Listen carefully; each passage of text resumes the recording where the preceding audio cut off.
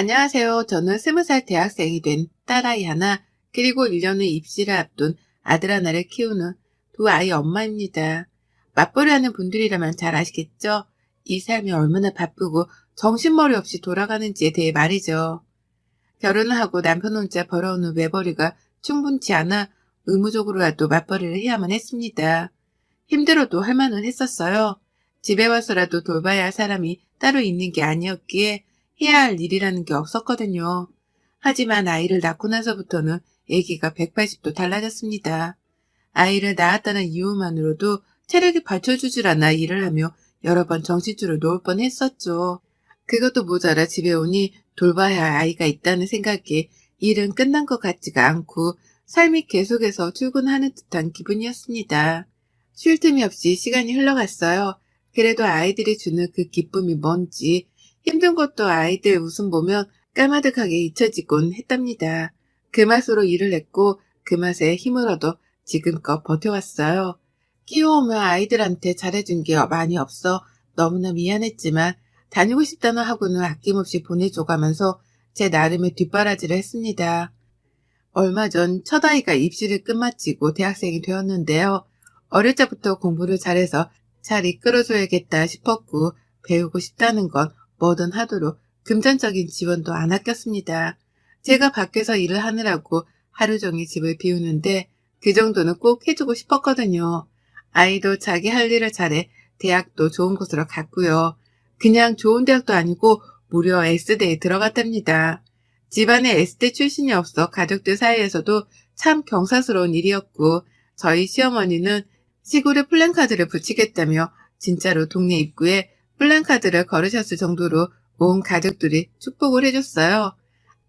아들도 누나가 기특하고 자랑스러운지 누나 옆에서 모르는 거 물어보면서 대학 입시 준비를 열심히 하고 있고요. 자식이 좋은 대학에 들어가고 나니 기분이 참 특별하더군요. 아이를 낳을 적의 기쁨, 아이가 처음 말을 하기 시작할 때의 기쁨들과는 결이 다른 기쁨이 느껴졌습니다. 그간의 맞벌이를 하며 아이를 잘 돌봐주지 못했던 게 많이 미안했고 다른 극성 엄마들처럼 뒤따라 가주지 못한 게 잘못인 것만 같이 느껴질 때도 있는데요.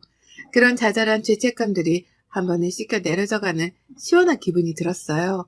내 아이의 대학에 그간의 내 노력을 증명해주는 것만 같아 그렇게 고마울 수가 없었답니다. 그래서 아이가 대학에 입학하고 난 후 지금껏 저는 짧은 기간이었지만 정말로 살맛이 났어요. 아침에 출근하는 길은 내 아이 대학 등록금에 용돈 한 푼이라도 더 주기 위한 발걸음이라며 그렇게 가벼울 수가 없었고 퇴근하는 길은 아이한테 대학교에서 무슨 일이 있었는지 남자친구는 안 생겼는지 등등 사소한 수다를 떨어보기 위해서 그 어느 때보다 빨라졌답니다. 하지만 아이를 보기 위해 서두르는 저만큼이나 제 아이 옆을 맴돌던 거머리 같은 게 하나 있었어요. 예상치 못한 사람이어서 어떻게 소개를 시작해야 할지 모르겠는데요. 일단 그 거머리가 누구냐면 제 동서랍니다. 저보다는 한 살이 어리고 저희 도련님한테 저랑 비슷한 시기에 시집와서 저랑 거의 비슷한 기간 동안 결혼 생활을 하고 있는 동서 말이죠. 동서에 대해서라면 제가 참 할 말이 많습니다. 좋은 게 아니라 나쁜 쪽으로 말이죠. 동서는 저하고는 달리 지금껏 밖에서 일은 하지 않고 살며 아이를 키웠어요. 제가 참 부러워한 대목이었죠. 도련님이 대기업을 다니시는지라 벌어오는 수입도 괜찮았을 테고 그래서 동서는 외조보단 내조에 집중을 하며 아이들을 키웠습니다. 제가 둘째를 임신했을 때 동서가 첫째 아이를 임신했고요. 그래서 지금 저희 둘째랑 동선의 첫째 아이가 동갑이에요. 같이 1년 후 입시를 앞둔 수험생이랍니다. 서로 자주 왕래를 하며 지내지는 않았어요. 남편들끼리 친하지가 않아 모일 일이 별로 없었고 그렇다 보니 1년에 2번 추석이랑 설날 때에만 시댁에서 제사를 지내기 위해 만나곤 했습니다. 그리고 그때마다 저희가 나누는 대화의 주제는 자식들이었죠. 아무래도 비슷한 또래의 아이들을 키우다 보니 서로 거리낌 없이 주고받을 수 있는 대화가 자식 얘기밖에 없었어요. 애들 학교가 어떤지, 주변 애들은 뭘 어떻게 배우면서 입시 준비를 하는지 뭐 그런 거 말입니다. 처음부터 입시 얘기를 주고받은 건 아니었어요.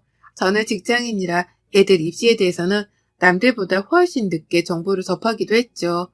다만 동서는 애들이 어릴 적부터 영어 유치원을 보내고 사립초등학교를 보낸다고 교육에 열을 올렸습니다. 그때마다 동서한테 그런 얘기들을 접하고 얼마나 놀랬는지 몰라요. 저는 아무런 정보 하나 없이 첫째 아이를 보통의 유치원, 초등학교로 보냈는데 동서는 다른 루틴으로 아이의 진학을 계획하고 있다는 걸 알게 되었으니까요. 남들은 다 이렇게 아이 교육을 시키는 건가 싶어서 내심 불안하기도 했습니다. 저 혼자 몰래 핸드폰을 켜고 사립초등학교란 것도 처음으로 검색을 해봤죠. 하지만 그리 오랜 시간 동안 동서의 말을 귀에 담진 않았어요. 학교에서 친구들과 지내며 행복해하는 내 아이의 웃음을 보니 잘 적응하고 있는 것 같아서 저도 기분이 좋았거든요. 그 나이에는 잘 놀고 친구랑 사이좋게 지내는 게 최고다 싶었습니다. 사교육을 더 시킬지 뭘 더 해야 할지 조급해서 걱정은 되었으나 첫째 아이를 다루며 조금씩 느긋함을 배워나갔어요. 아이가 알아서 공부도 열심히 하고 배우고 싶다는 건 배우고 싶다고 말을 해주니 아이의 말에 맞춰서 그 아이의 속도대로 뒷바라지를 해주길 택했답니다. 다만 제가 그렇게 조급함을 버리는 사이 동서는 여전히 한 발 앞서갔어요. 첫째 아이를 사립초등학교에 보냈고 그 후 국제중학교로 아이를 진학시키더니 외고로도 아이를 진학시키더라고요. 국제고등학교로 진학을 시키려다가 실패를 하고서는 차선책으로 외고에 진학을 시킨 것이었습니다. 대단했어요. 온 가족들이 동서를 대단하다 했고 저 또한 그렇다 싶었습니다. 국제중학교나 외고는 아무나 보내는 게 아니라는 건 사실이었으니까요. 하지만 대단하다 싶을 뿐 부럽진 않았는데 동서는 계속 제게 그런 말을 하더라고요. 형님 너무 부러워 마세요. 라고 말이죠. 형님은 맞벌이 중이니까 저처럼 애 뒷바라지도 곁에서 못 해주잖아요. 요즘 애들 교육 수준은 엄마가 얼마나 뒷바라지를 해주느냐에서 결정이 된대요. 그러니까 너무 억울해 마세요. 라고 하면서 급기야 저한테는 억울해 말라는 말도 농담이라며 건넸어요. 분명 표정은 진담이었는데 말입니다. 혼란스러웠어요. 나는 내 속도대로, 내 아이 속도대로 아이를 키우고 있는데 이게 남들보다 뒤처지는 중이라는 걸 반증하는 것이었나 싶어 걱정이 컸죠. 바쁜 엄마 때문에 아이가 제대로 남들과 경쟁을 하지 못하고 있는가 싶어 미안함이 가장 컸습니다. 맞벌이하는 엄마들처럼 저 또한 아이한테는 미안함이 가장 크게 자리를 잡았어요. 동선을 끊임없이 모일 때마다 자식 자랑을 했고 아이가 국제 중에서 상장 받은 거며 좋은 성적을 거둔 거며 여러 가지 자랑거리들을 제게 털어놨습니다. 제가 전혀 궁금하지 않았던 것들까지 말입니다. 그 당시 저희 딸아이가 고등학교에서 거의 전교 1등만을 하며 상위권 자리를 놓지 않고 있었고 옆에서 듣다 짜증이 났던지 저희 남편이 동서한테 나서서 이런 말을 한 적도 있었어요. 우리 딸은 지금 학교에서 전교 1등인데 우리 딸도 공부 잘하는데 라고 말이죠. 우리 딸 자랑도 좀 해보라면서 저한테 곁눈질을 주며 동서에게 이런 말을 했었죠. 그러자 동서는 잠시 쉼도 없이 대답했습니다. 그쵸. 용꼬리로 사는 것보다 닭대가리로 사는 게 낫죠. 라고요.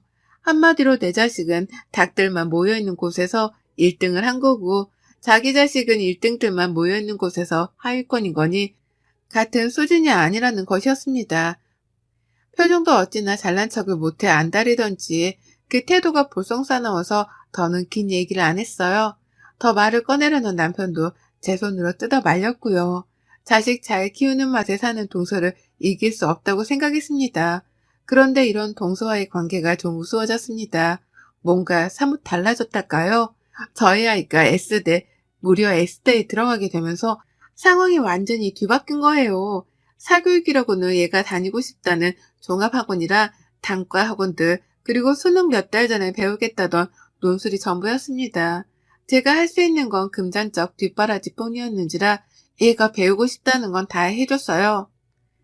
그러면서도 직장을 다녀야 했기 때문에 특별히 아이한테 더 신경을 써준 것이라고는 밥 먹이는 것 말고는 없었답니다. 그런데 얘가 S대에 들어가 버리더라고요. 집안은 난리가 났어요. 저는 펑펑 울었고 학교에서도 학교 입구에 아이 플랜카드가 걸렸으니 사진 찍어 두시라고 축하 연락이 왔고 남편은 친구며 가족들이며 너나 할 것 없이 자랑을 하느라 소나기를 내려놓질 않았답니다. 너무 즐겁고 행복했어요. 아이가 입학을 하고 대학생을 하기 시작한 올해는 제 인생 최고로 보기 좋게 행복한 나날들이었습니다. 그러나 이 순간까지도 동서는 거의 멘붕에 빠진 사람 같았었죠. 자기 아이가 최고로 잘난 줄 알았고 사립초에 엘리트 학교로만 진학을 시키고 있었는데 아무것도 하지 않던 저희 아이가 S대를 덜컥 들어갔다고 하니 계산 오류가 생긴 겁니다. 저희 아이 같은 아이가 S대에 들어가면 안 되는 거라고 생각이라도 했었던 듯이 정말? 정말이요? 정말? 아니 왜요? 어떡해요? 라면서 몇 번이고 되물었어요. 축하한다 그 말 한마디는 끝까지 입 밖으로 꺼내질 않더라고요. 일반고에서 S대 보내는 게 자기 아이가 다니는 학교보다 쉽다는 말까지 하면서 내 아이의 실력과 노력을 자기 기준에 정당화시키려고도 했고요. 정말 우리 아이가 S대에 들어간 게 맞냐면서 학생증까지 요구를 하더라고요. 그러니 저희 남편은 가뜩이나 동서 말이 기분 나쁜데 한편으로는 신이 났는지 아이 학생증을 프린트까지 해서는 동서한테 건네줬었답니다. 이걸 보고서도 왜 시조카의 대학 입학을 못 믿냐고 핀잔을 주면서까지 말이죠. 아무튼 저는 그러는 동서가 너무 기분이 나빴지만 내 아이가 S대에 들어간 걸로 만족하고 감사하고자 했습니다. 그리고는 한동안 동서랑은 또 연락을 안 했어요. 지난번 추석 때에는 저희 둘째 아이가 코로나에 걸려버린 바람에 온 가족들이 전부 다 시댁에 불참을 했고 그로 인해서 올 초 설날 이후로는 쭉 동서를 만나지 못했답니다. 그러다 참 어이없게 동서를 맞닥뜨렸어요. 얼굴을 봐야 한다면 내년 설이나 볼 줄 알았던 동서를 말입니다. 큰아이가 대학 생활이 바쁜지 가끔씩 집을 늦게 들어왔어요. S대생이니까 학교 생활도 바쁘고 공부할 것이 많겠다 싶어 아무 말은 안 했습니다. 그런데 곰곰이 따져보니까 아이가 늦게 들어오는 날이 딱 매주 수요일과 금요일이더라고요. 오늘이 금요일인데 늦나 싶으면 꼭 늦고 오늘이 수요일인데 또 늦나 싶으면 또 늦고 아이의 생활 패턴을 알게 된 이상 궁금해졌죠.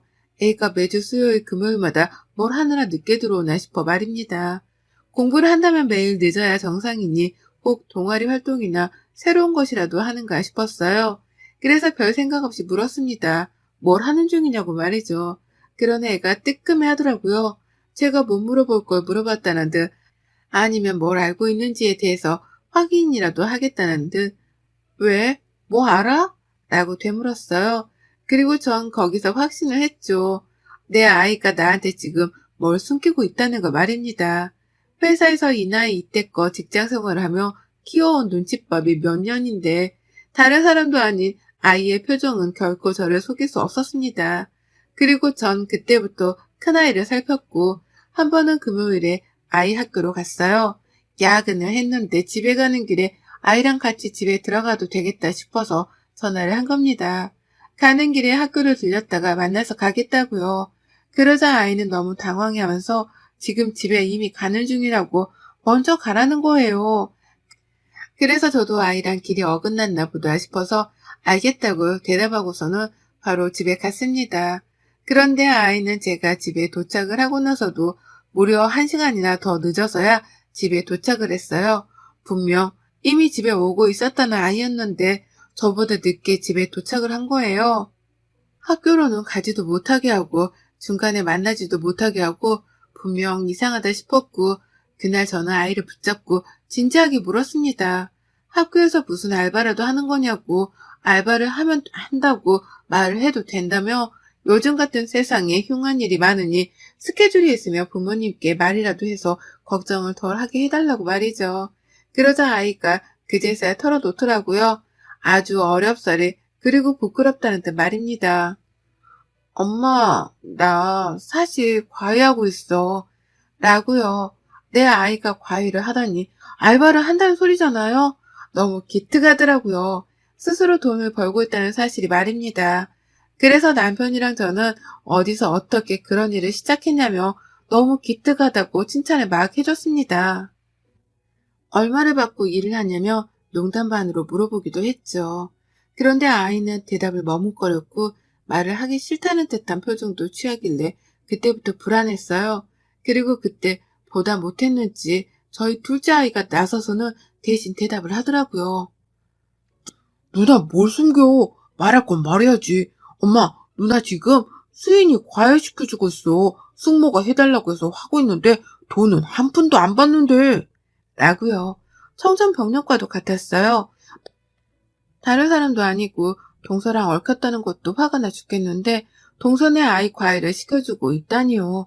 그것도 에스테식이나 다니고 있는 내 아이가 과외를 시켜주는데 과외비 한 푼도 안 받는다니 이게 뭔 말도 안 되는 소리냐면서 남편이랑 제가 들고 일어났습니다. 평소에 살가웠던 동서라면 제가 이렇게까지 화를 내진 않았을 거예요. 그런데 앞서 제가 설명을 했듯이 동서는 저희 아이가 에스테 입학을 했을 때에도 축하 말보다는 진짜냐고 의심부터 했던 사람이었습니다. 평소에도 자기 자식이 특별하다며 자랑질을 그렇게 늘어났었고 저희 애들은 보통이라며 비교하는 발언도 서슴찮던 인간이었어요. 그런 여자가 내 아이를 자기 자식의 과외선생으로 불러들인 것만으로도 놀라워 죽겠는데 저희 부부한테는 끝까지 비밀로 했던 사실이 충격이었죠. 그도 모자라 소중한 내 자식 시간을 뺏어가면서 과외비 한 푼을 안 줬다니. 우리 둘째 아이도 입시생이라서 큰아이의 도움이 필요하다면 필요한데 둘째 아이가 아닌 동선의 자식 과외를 시켜주고 있다는 걸 알게 되니 천불이 났습니다.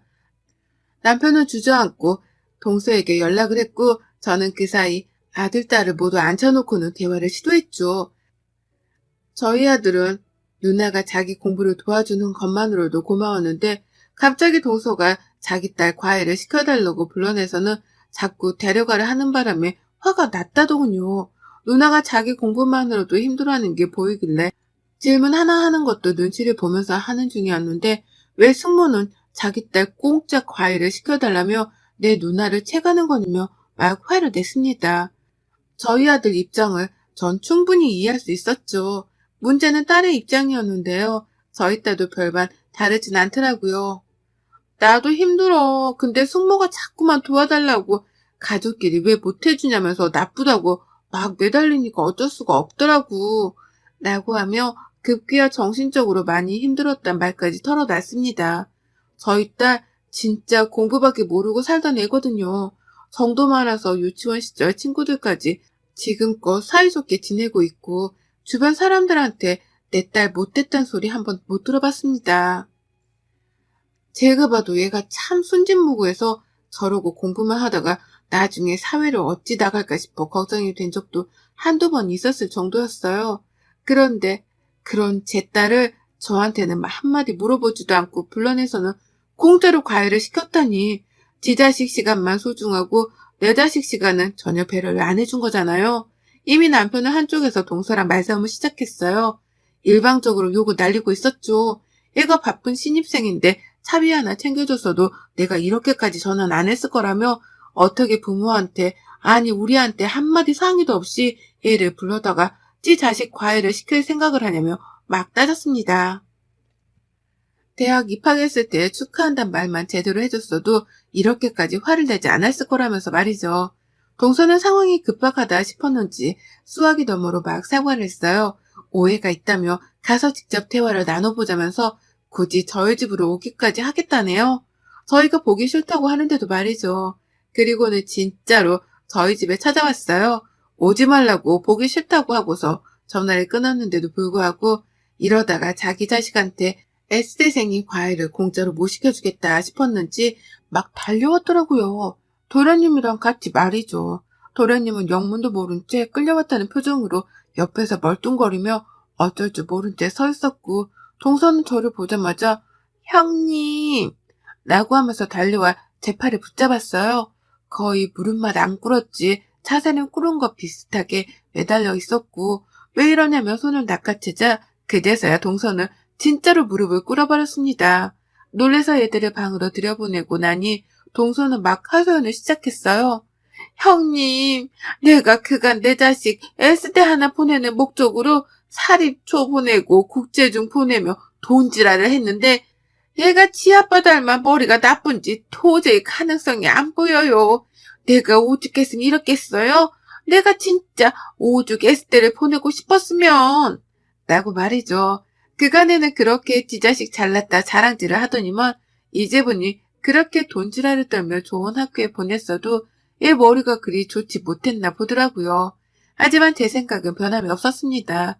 그러면 적어도 저한테 비밀로 하지 말거나 남편 말대로 애한테 집에 갈 차비라도 줘야 했던 게 아닌가 싶었으니까요. 돈이 없는 사람도 아니고 그간 그렇게 애 사교육에는 돈을 썼으면서 왜 내 딸한테는 차비조차 주지 않은 채 공짜로 과일을 받았냐고 따져 물었습니다. 내 딸이 그렇게 우스웠냐고 당연했냐고 말이죠. 그러자 동서는 뭐라는 줄 아세요? 참나, 돈이 없다네요? 남편이 돈을 벌어와봤자 대기업에서 받는 월급이 전부인데 그간 얘 사립초 학비에 국제중 학비 그걸로도 모자라 외고 학비까지 더해서 도무지 돈이 남아돌지 않는다면서 막 하소연을 하다가 눈물까지 쏟는 겁니다. 이게 다 자신의 치맛바람 때문에 벌어진 일인데 어떻게 수습을 할 수가 없어서 하다 제 딸한테 공짜로 과일 좀 해달라고 도움을 요청한 거라고 말이죠. 그러니까 동서는 정말 과일비를 줄 돈이 없어서 제 딸한테 무상 과일을 요구했던 겁니다. 아유, 어쩌다 그 지경이 되었는지 저도 모르게 동서가 너무 한심스럽다는 표정으로 바라봤어요. 그러자 동서는 자존심도 상하는데 방법이 없다 싶었는지 자포자기를 하고 눈물바람을 보였고요.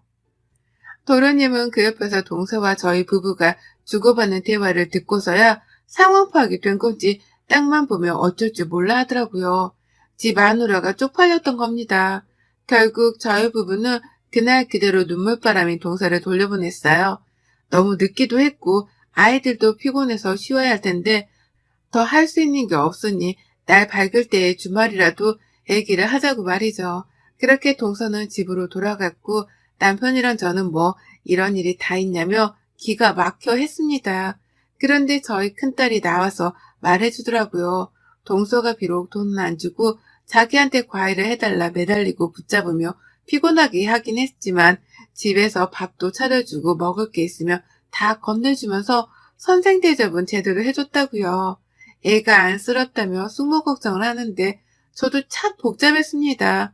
오죽 돈이 모자라고 오죽 아이를 좋은 대학에 보내고 싶었으면 저렇게까지 자존심을 구기고 우리 딸을 찾았을까 싶어 말이죠. 평소 같으면 자존심 세운다고 콧대만 세웠을 여자였거든요. 그 후 저희 부부는 많은 고민을 했습니다. 이대로 동서를 돈줄 내줄지 아님 윗사람들로서 우리가 가족을 챙겨야 할지에 대해 말입니다. 사이다스럽게 동서한테 쓴말을 날리고는 확 연을 끊고 사는 방법도 있겠으나 저희 부부는 그렇게까지 하고 싶지 않았어요.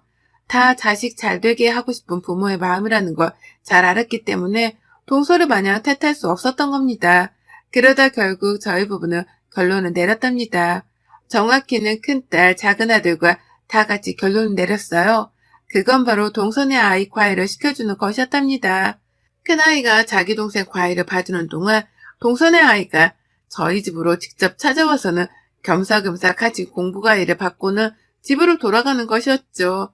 저로서는 제 딸 시간을 아껴주고 또 제 아들 과일을 시켜주는 꼴이라 좋았고 동서로서는 딸아이의 이동 스케줄이 바빠지겠으나 끝까지 애쓸 때 생한테서 공짜로 과일을 받긴 받을 수 있으니 좋은 것이었죠. 최대한 가족들끼리 척지지 않고 이루어 수 있는 점을 생각하다가 고안해낸 방법이었습니다. 그리고는 이 말을 직접 제가 동서에게 전달했죠. 내 딸아이도 대학생활하며 바쁜 아이니까 정 과일을 받고 싶으면 딸을 데리고 동서가 직접 우리 집으로 찾아오라고 말입니다. 우리 아들 과일을 받을 타이밍에 겸사겸사 같이 들으라고 말이죠. 그러자 동서는 아주 감사하다며 절이라도 할 듯이 수긍을 했어요. 고맙단 말을 끝까지 놓치지 않고 하더라고요. 오죽 에스테생이 과일가 급했으면 자기 딸아이를 직접 우리 집으로 오게 하라고 하는데도 불구하고 알겠다고 그 제안을 받아들이더니만 지금껏 정말로 일주일에 2번씩 저희 집으로 아이를 보내고 있답니다. 그렇게 와서는 쥐죽은들 저희 딸한테 과일을 받곤 집으로 돌아가는 바쁜 일상을 반복하고 있어요. 가끔씩 저희 집으로 올 때 과일이나 먹을 것 등을 하나씩 싸서 보내오기도 하고요. 그리고 저희 부부는 그런 식으로 작은 성의를 보이기 시작한 동서의 태도를 높이 사며 쿨하게 이번 일은 더 문제 삼지 않기로 했답니다. 과일을 해주는 것만으로도 고맙다며 제 딸에게 고맙다 성의 표현도 하고 가끔씩 먼저 안부를 묻는다며 제게 연락도 하는 동서의 변한 태도가 눈에 훤히 보이기 시작했으니까요. 그렇게 저희는 같이 공생하는 방법을 택했고 저희 딸아이는 좀 더 편안한 환경에서 동생이랑 사촌동생 과외를 해주며 여가 과외 활동을 하고 있어요. 전 이번 일을 겪으면서 하나 깨달은 게 있습니다. 사람이 늘상 익은 벼처럼 겸손해야 한다는 걸 말입니다. 자랑하고 내세워봤자 좋을 거 하나 없고 좋은 일이 있어도 겸손할 줄 알며 이치에 맞게 살자고 말이죠. 아마 동서도 그걸 뼈저리게 깨우쳤을 거라 생각해요. 저는 이제 동서한테 자식 자랑 쓸데없이 듣지 않을 생각하니 벌써부터 귓속까지 다 시원합니다. 여러분의 생각은 댓글로 남겨주세요. 오늘도 시청해주셔서 정말 감사합니다.